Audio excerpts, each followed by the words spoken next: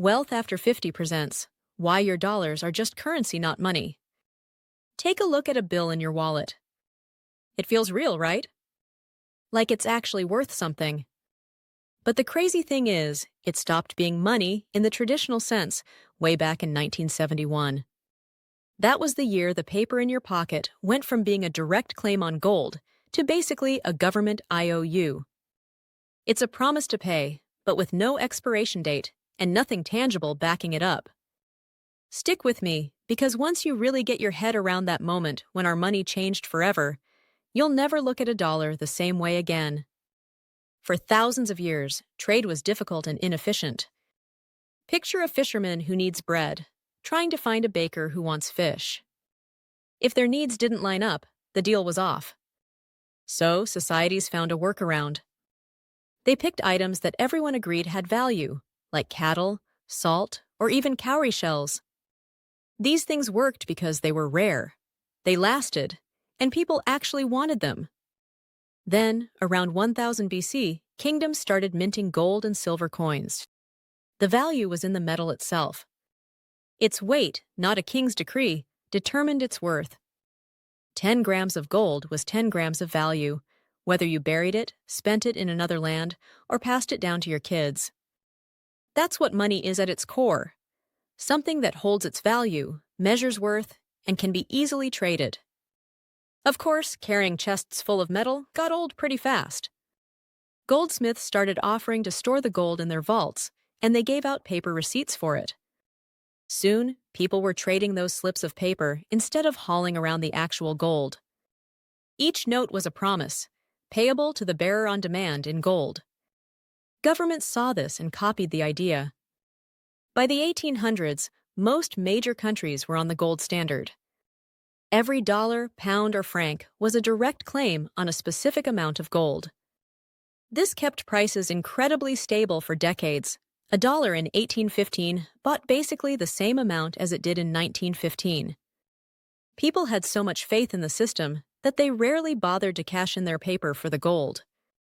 Everyone just knew it was there. By the late 1960s, the U.S. was in a tough spot. It was paying for the Vietnam War and new social programs by printing more dollars than it had gold to back them up. Other countries, who held massive amounts of dollars under an agreement called the Bretton Woods system, started getting nervous. They began showing up and demanding their gold at the promised price of $35 an ounce. Gold was flying out of the vaults, and the U.S. knew something had to give. So, on August 15, 1971, President Nixon went on TV and closed the gold window, which was a fancy way of saying the U.S. would no longer trade dollars for gold. Overnight, the dollar became fiat currency. Fiat is Latin for "let it be done," meaning the dollar has value simply because the government says it does. From that day on, your dollar wasn't a receipt for gold. It was just a piece of paper backed by your faith in the U.S. government. Nothing else, just a promise. A promise can keep the economy running, but it completely changes the rules of the game. Once the dollar was cut loose from gold, the government could print as much as it wanted. And it did. The amount of money in circulation exploded. And prices went right along with it. A house that cost around $28,000 in 1971 now costs hundreds of thousands. A cup of coffee that was a quarter is now several dollars. That's not some big mystery. It's just what happens when there are way more dollars chasing the same amount of goods.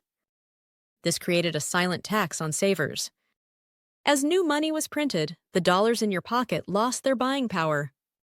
The job of storing value shifted to things like real estate, stocks, or even collectible art. Our currency is still great for buying stuff, but it's not so great for saving anymore. This is why so many of us feel like we're working harder just to stay in the same place. Credit cards, online banking, and now digital currencies are just the next evolution of this promise-based system. When all our money is just numbers on a screen, creating more of it is as easy as typing on a keyboard. The Federal Reserve can create $1 trillion in a single morning without a single new vault being built. The convenience is amazing, but the underlying fact hasn't changed a bit. Every digital dollar is still just a claim on the government's promise to keep things stable. The dollars you use aren't money in the classic historical sense. They're tokens the government gives us to spend, not to save for the long haul.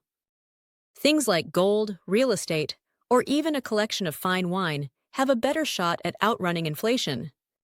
Understanding that 1971 switch from money to currency is the first step to protecting the value of your hard work. Once you realize the paper in your wallet is a promise, not the final payment, you just might start thinking differently about how to build real wealth. And remember, it's never too late to grow your wealth after 50.